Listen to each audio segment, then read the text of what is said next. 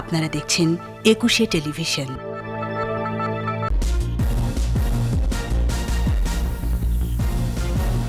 সড়ক ও জনপথ বিভাগে অনিয়ম দুর্নীতি চলছে, প্রয়োজন ছাড়াই নিয়োগ, কিছুই জানে না কর্তৃপক্ষ। প্রজনন বৃদ্ধির লক্ষ্যে আজ থেকে 22 দিন ইলিশ ধরা বন্ধ, অভিযান ব্যর্থ হওয়ার আশঙ্কা জেলেদের। বহু সংখ্যক শিশু এখনো ছিন্নমূল, আলোর পথে আনার পরামর্শ মনোবিজ্ঞানীদের। ক্ষমতা দখলের পর প্রথমবারের মতো কাবুলে তালেবান সমাবেশ, বিশ্ব নেতাদের স্বীকৃতি পাওয়ার চেষ্টা।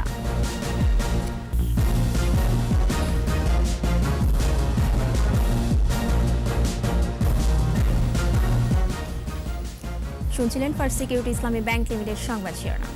আমন্ত্রণ সকাল 9টার 21 সংবাদে আপনাদের সাথে আছি মহিমা পলি। দর্শক, 21 টেলিভিশনের সংবাদ একই সাথে সরাসরি দেখতে পাবেন আমাদের ফেসবুক পেজ www.facebook.com/2124 অনলাইনে।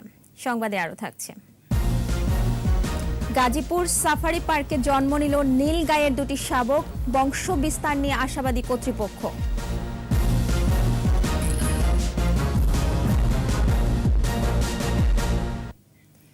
চাহিদা নেই, তারপরও নিয়োগ বিজ্ঞপ্তি ছাড়াই মাস্টার রোলে প্রায় অর্ধশত পদে নিয়োগ। MLSS থেকে দেয়া হয়েছে পদোন্নতি। শুধু তাই নয়, সরকারি বেতনে নিয়োগ করা দুই কর্মচারীকে বাসায় কাজ করান। বলছিলাম সড়ক ও জনপথ বিভাগের কারখানা বিভাগের তত্ত্বাবধায়ক প্রকৌশলী মোসলেউদ্দিন আহমদের কথা। এত নিয়োগের পরও এ বিষয়ে কিছুই জানে না ঊর্ধ্বতন কর্তৃপক্ষ। বিস্তারিত সাইদুল ইসলামের রিপোর্টে। সড়ক ও জনপথ অধিদপ্তরের কারখানা বিভাগে জনবলের চাহিদা নেই, তারপরও মাস্টার রোলে নিয়োগ হয়েছে। 11ই আগস্ট কিশোরগঞ্জের দিঘিরপাড় ফেরিঘাটে একজন সুপারভাইজার নিয়োগ দেওয়া হয়, অথচ সেখানে ফেরি চালানোর সিদ্ধান্তই হয়নি। আর যিনি নিয়োগ দিয়েছেন তার নিয়োগ দেওয়ার আইনগত কোনো সুযোগ নেই। আর সে কারণেই আদেশের 5 দিন পর সুপারভাইজারের জায়গায় ওয়েল্ডার পদ উল্লেখ করে সংশোধিত আদেশ দেওয়া হয়। কিশোরগঞ্জের অষ্টগ্রামে 2 জন ওয়েল্ডারম্যান থাকার পরও একই পদে নিয়োগ দিয়েছেন তত্ত্বাবধায়ক প্রকৌশলী মোসলেউদ্দিন আহমদ। কিন্তু কারখানা বিভাগের ময়মনসিংহের নির্বাহী প্রকৌশলী এ নিয়োগের প্রয়োজন নেই বলে একটি চিঠি দেন। একটি দুটি নয়, গত কয়েক বছরে এভাবে প্রায় অর্ধশত লোক নিয়োগ দিয়েছেন মোসলেউদ্দিন আহমদ। 25 আগস্ট কারখানা বিভাগের নির্বাহী প্রকৌশলী গুঞ্জন বড়ুয়া এক চিঠিতে উল্লেখ করেন তার অফিসে 47 জনের নিয়োগ চুক্তিভিত্তিক, যাদের বেতন দেয় কষ্টকর। এজন্য এ নিয়োগের পুনর্বিবেচনার আবেদন করেন তিনি। গত 10 বছরে মোসলেউদ্দিন আহমদ যেসব নিয়োগ দিয়েছেন তার একটি তালিকা এসেছে 21-এর হাতে। অফিসে নিয়োগ দিয়ে সুমন ও জসিম মিয়াকে বছরের পর বছর নিজের বাসায় কাজ করিয়েছেন মোসলেউদ্দিন আহমদ। অনুসন্ধান বলছে 2018 সাল থেকে কারখানা সার্কেল ঢাকা অফিস এ 2 কর্মচারীর বেতন হচ্ছে। মোসলেউদ্দিন ভাইয়ের সাথে কাজ করতেন তাই না?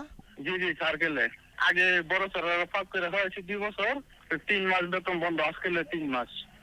মোসলেউদ্দিন সাহেবের বাসায় কাজ করতে বা এইটুক তথ্য কি শুনছি? শোনা কথা আর কি, শোনা কথা হয়তো ওখানে করছো, কিন্তু আপনি সার্কেলে খবর নেই, ওরা সার্কেল থেকে বেতন নেই তো। 3 জন MLSS কে প্রমোশন দিয়ে 2 জনকে কম্পিউটার অপারেটর আর একজনকে গাড়ি চালক করা হয়েছে। এসব নিয়ে কথা বলার জন্য বেশ কয়েকবার তত্ত্বাবধায়ক প্রকৌশলী মোসলেউদ্দিন আহমেদের অফিসে গেলে তাকে পাওয়া যায়নি।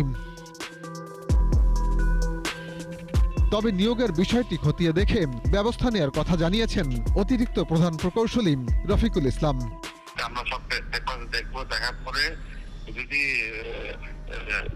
অভিযোগটা সঠিক হয় তাহলে অবশ্যই ঊর্ধ্বতন কর্তৃপক্ষে ব্যবস্থা নেওয়ার জন্য সুপারিশ করি। সাইদুল ইসলাম, 21 টেলিভিশন, ঢাকা। ইলিশের প্রজনন বৃদ্ধি ও উৎপাদন বাড়ানোর লক্ষ্যে আজ থেকে 25 অক্টোবর পর্যন্ত সারা দেশে ইলিশ আহরণ বন্ধ থাকবে।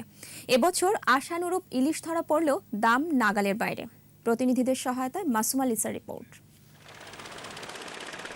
আশ্বিনের ভরা পূর্ণিমার আগে ও পরে 15 থেকে 17 দিন ইলিশের ডিম ছাড়ার সময়। এই সময়কে বিবেচনায় নিয়ে এবছরও 22 দিন ইলিশ ধরা নিষিদ্ধ ঘোষণা করা হয়েছে। এ সময় ইলিশ আহরণ, বিপণন, ক্রয় বিক্রয়, পরিবহন, মজুত ও বিনিময় সম্পূর্ণ বন্ধ থাকবে। ভোলায় ইলিশের খরা কাটিয়ে ওঠার পাশাপাশি রপ্তানির সুযোগে দামও ভালো পাচ্ছিলেন ব্যবসায়ীরা। তবে নদীতে মাছ আসার সময় নিষেধাজ্ঞা দেওয়ায় হতাশ তারা। এই অভিযানটা যদি আরো অন্তত 15 দিন পাঁচশো দিত বা 10 দিন পাঁচশো দিত, তাহলে জেলেরা অন্তত কিছু মাছ ধরে উপকৃত হইতো। সরকার সাহায্য দেয়, আমরা জেলেরা পাই না। জেলেরা বলছেন ইলিশের পেটে এখনো ডিম না আসায় সরকারের ইলিশ সংরক্ষণ অভিযান ব্যর্থ হতে পারে। এছাড়া জেলেদের জন্য বরাদ্দের চাল সময় মতো দেওয়ারও দাবি তাদের। মাছের এখনো ডিমই আসে নাই, ডিম না আসতে অভিযান দিয়ে এটা কেমন অভিযান হবে এটা জানি না। সরকার ইতিমধ্যে ভোলা জেলার জন্য 1,32,000 নিবন্ধিত জেলে পরিবারের মাঝে চালের বরাদ্দ প্রদান করেছেন। এদিকে ঘাটে ফিরে এসেছেন পটুয়াখালীর জেলেরা। চলছে জালসহ মাছ ধরা সরঞ্জাম মেরামতের কাজ। বন্ধ রাখা হয়েছে বরফ কলের উৎপাদন। আর প্রশাসনের পক্ষ থেকে নেওয়া হয়েছে কঠোর নজরদারির ব্যবস্থা। এই 10 দিন মনে করেন একটু বইতে তো চাইলেও ভালো হইতে দিন আপনারা মনে করেন যেতে পারতে। কিছু দুষ্ট জেলে যারা আছে, যারা আসলে এই আইনকে অনেক সময় অমান্য করতে চায়, আমরা তাদের সবাই মিলে চেষ্টা করব যাতে তারা এই আইন অমান্য না করতে পারে। এদিকে জেলেদের দাবি অনুযায়ী ইলিশ শিকারে নিষেধাজ্ঞার সময় পরিবর্তনের প্রক্রিয়া চলছে বলে জানিয়েছেন মৎস্য ও প্রাণী সম্পদ মন্ত্রী। ভারতের যে প্রান্তের সঙ্গে বাংলাদেশ প্রান্ত সংযুক্ত, আমরা একই সময় যাতে মৎস্য আহরণ বন্ধ রাখা যায় সেই প্রক্রিয়াটা আমরা নীতিগতভাবে ঐক্যমত হয়েছে।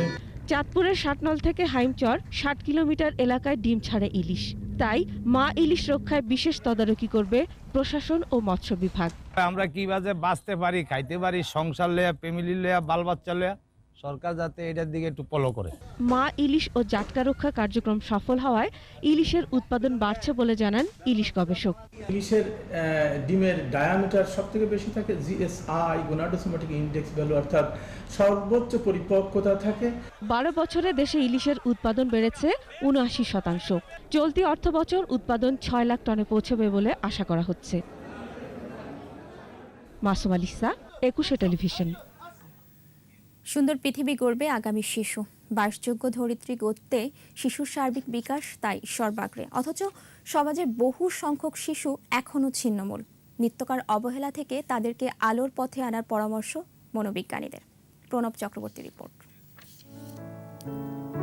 সুহা, সামাইরা আর রাহা পিছাপিছি 3 বোন। সারাক্ষণের খুনসুটি বলছে এ পৃথিবীর সৃষ্টিই বুঝি তাদের আনন্দ করবার জন্য। পছন্দের খেলনায় আছে বৈচিত্র্যময়তা। এ নিয়ে 3 জনের অসম্ভব সদ্ভাব। সেই ভাবের ঘরে হঠাৎ হঠাৎ নেমে আসে অভিমান, অন্ধকার। লুকাচুরি খেলি আর ধরাধরি খেলি।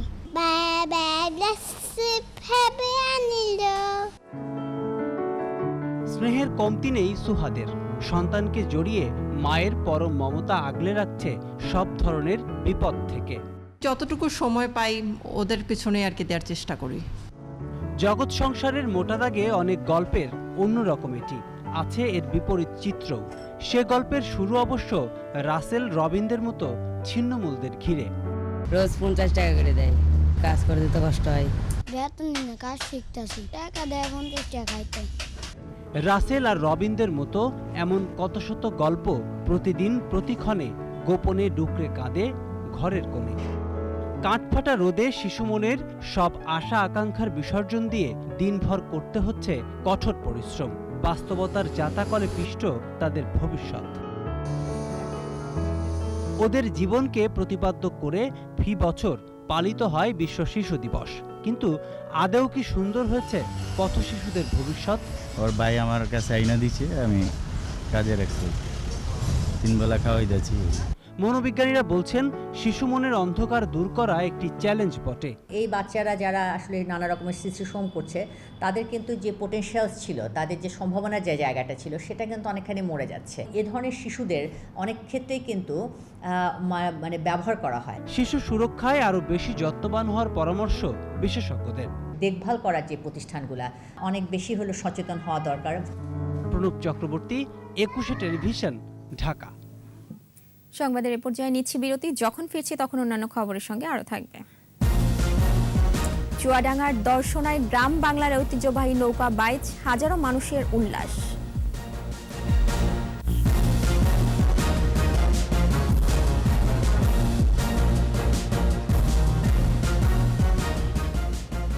আবার আমন্ত্রণ সকাল 9টার 21 সংবাদে।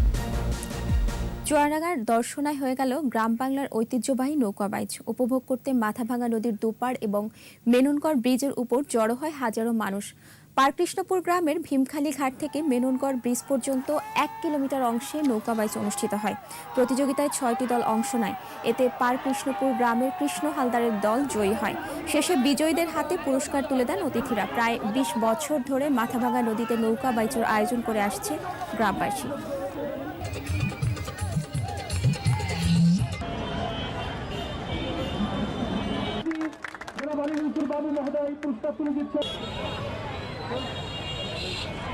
এখানে বিভিন্ন অঞ্চলের লোকজন এসে এখানে অংশগ্রহণ করে। আমরা সবাই বান্ধবী মিলে নৌকাবাইচ দেখতে এসেছি, খুব মজা করছি, খুব আনন্দ হচ্ছে।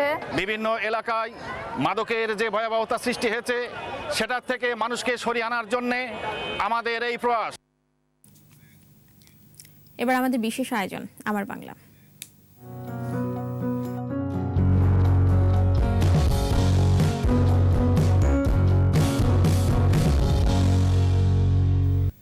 গাজীপুর সাফারি পার্কে জন্ম নিয়েছে নীলগাইয়ের দুটি শাবক। দুটি শাবকই সুস্থ আছে।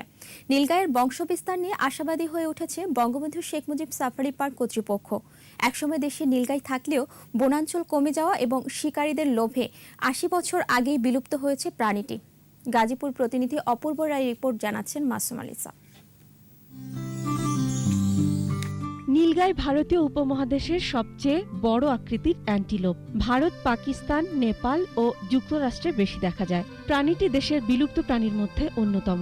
পুরুষ নীলগাই দেখতে গাঢ় ধূসর, অনেক সময় নীলচে আভাও দেখা যায়, আর মাদি নীলগাই বাদামি রঙের। এদের গর্ভধারণকাল 243 দিন এবং একসাথে 3টি বাচ্চাও হতে পারে। সাফারি পার্ক কর্তৃপক্ষের তথ্য বলছে 1940 সালের আগে দেশে নীলগাইয়ের বিচরণ ছিল।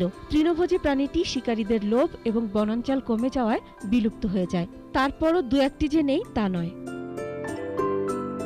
চাঁপাইনবাবগঞ্জ ও নওগাঁ জেলায় শিকারীদের হাত থেকে বেঁচে যাওয়া পুরুষ ও মাদি নীলগাই সংগ্রহ করে সাফারি পার্ক কর্তৃপক্ষ। 1 আগস্ট দুটি শাবক জন্ম দেয় তারা। কোর সাফারিতে মা বাবার সাথে অবাধে বিচরণ করছে শাবক দুটি। তাদের পছন্দ অনুযায়ী খাবার দেয়া হচ্ছে। প্রকৃতির মাঝে বেড়ে উঠছে তারা।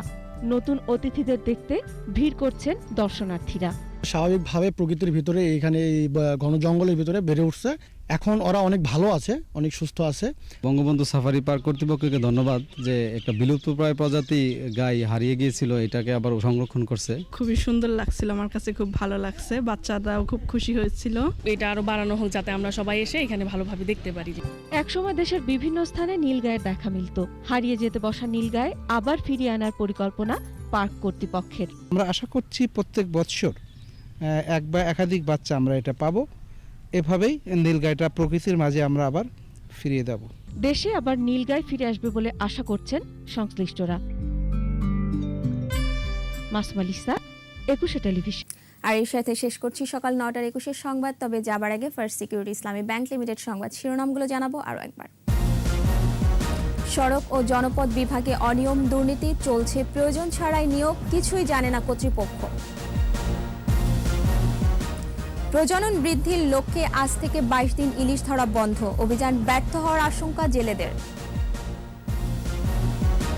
বহু সংখ্যক শিশু এখনও ছিন্নমূল, আলোর পথে আনার পরামর্শ মনোবিজ্ঞানীদের।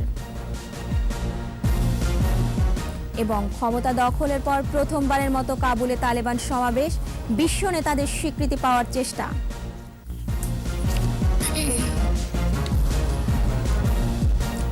সর্বশেষ খবর জানতে ডায়াল করুন 2021 নম্বরে আর ভিজিট করুন 21-tv.com এই ওয়েবসাইটে। এছাড়া ফেসবুকে ভিজিট করতে পারেন facebook.com/2124 অনলাইনে। এতক্ষণ সাথে থাকার জন্য ধন্যবাদ। আমাদের পরের সংবাদ বেলা 12টায় দেখার আমন্ত্রণ রইল। স্বাস্থ্যবিধি মেনে চলুন, সুস্থ থাকুন এবং 21-এর সাথেই থাকুন।